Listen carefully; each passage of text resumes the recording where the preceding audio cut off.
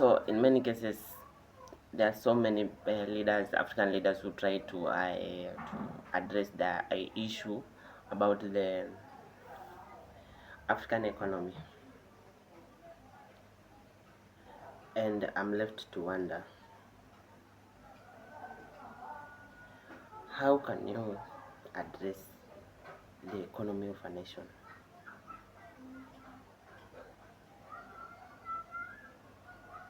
without the idea of social identity? So, coming to address this issue,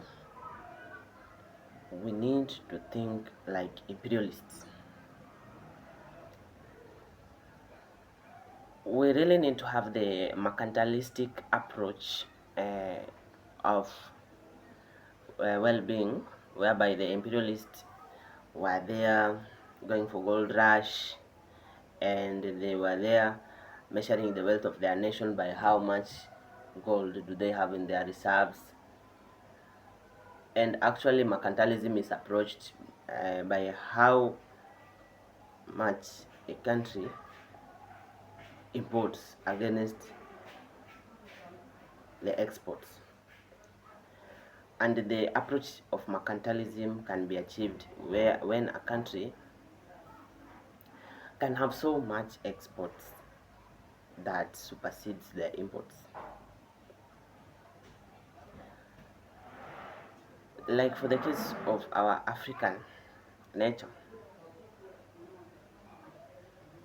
it is very absurd that 99% of African countries have been reduced to mere consumers, and they are not even in a position to produce the basics for themselves. I'm pretty sure if all the African countries embraced the idea of mercantilism, we could be somewhere, we could be doing something for us.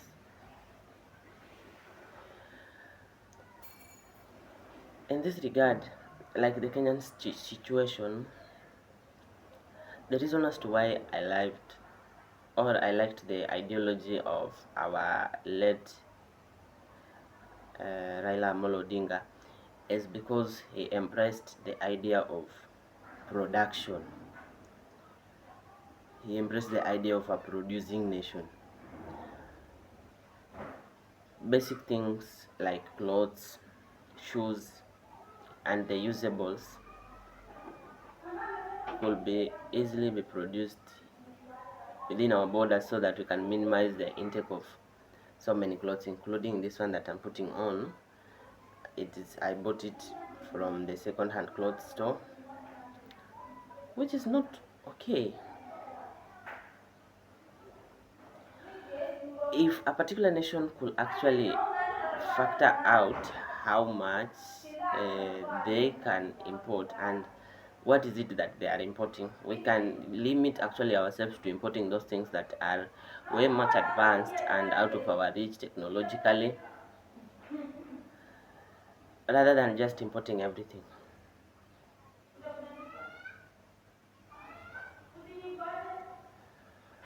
And actually it is something to be laughed at. It is a laughable approach because we have schools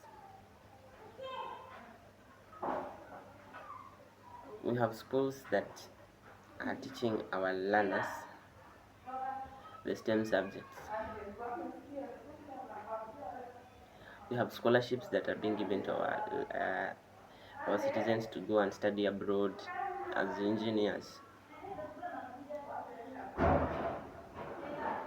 but we never get to see what they can do once they're done with their studies. And it all started a long time ago with the airlift program, and as I am communicating this message right now, I understand that there are so many airlift program beneficiaries who have benefited ever since the program was initiated. It is absurd that we have so many issues that promote this.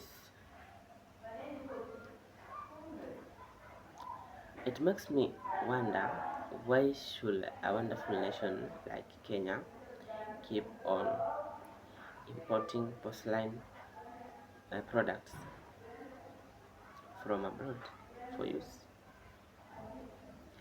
It is absurd that we have the billionaire clubs who see themselves like the premium personalities, whom the ideology of nationalism doesn't affect them because they are earning from here and spending their money abroad, something that pinches us very much.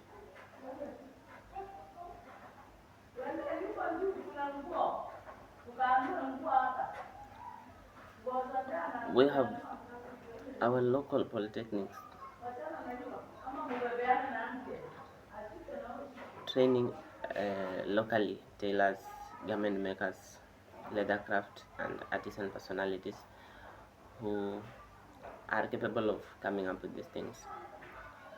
We have our colleges which are teaching people diplomas in fashion design, garment making, and whatsoever, inclusive of our technical training institutes as well as our universities, which are manufacturing fashion designers and who are actually designing premium clothes that are worth equivalent to whatever we are going to look abroad from the renowned brands. Personally, on my side, I love African products so much.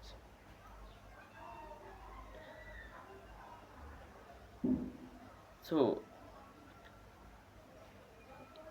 it is absurd that we have other African people who would rather import some of the luxurious products from abroad on a price even 10 times, even a million times higher than a locally made product. And nowadays we do not, the idea of quality, it is outdated because we have quality African manufacturers who have incorporated their skills with our resources. Mark you, the white man comes to Africa, takes our raw materials and our resources, goes there, manufactures them, and resells back to us as finished products on a doubled price, something that they eventually got almost free, and they are selling us to an exacerbated price, something that doesn't stand okay with me, and it leaves me to wonder who are the pesetas of the African economy, who will trigger our economy. If all other these brands were stolen from Africa, they couldn't allow Converse, Louis Vuitton, Gucci, and all the other designers. They were so jealous of what Africa, the potentiality of Africa.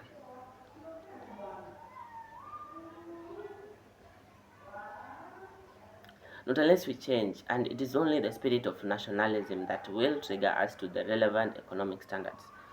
And it is a plea to our government that actually lower down the cost of electricity instead of going abroad buying raw materials, buying their finished products. We can actually go there for machinery that can actually help us and make our work easier to manufacture the things that we can manufacture from within: shoes, clothes, utensils, and whatsoever. We can do them locally, and we put a ban to the importation. It is absurd that we have allowed even the white man to come and set up shops in Africa to compete our local outlets. It pains me seeing China Square in Kenya owned 100% by the Chinese government, and it makes, and we have some of the Chinese who have been seen online mocking the African model.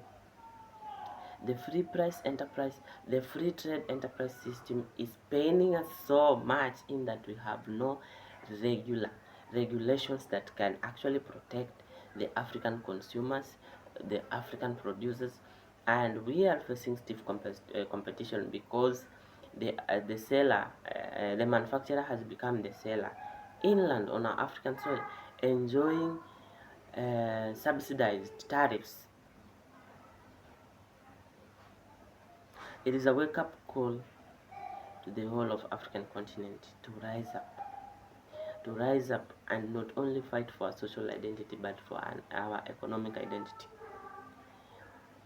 In every 10 billionaires in each and every African continent. I can say an average of 7, they are not of African descent.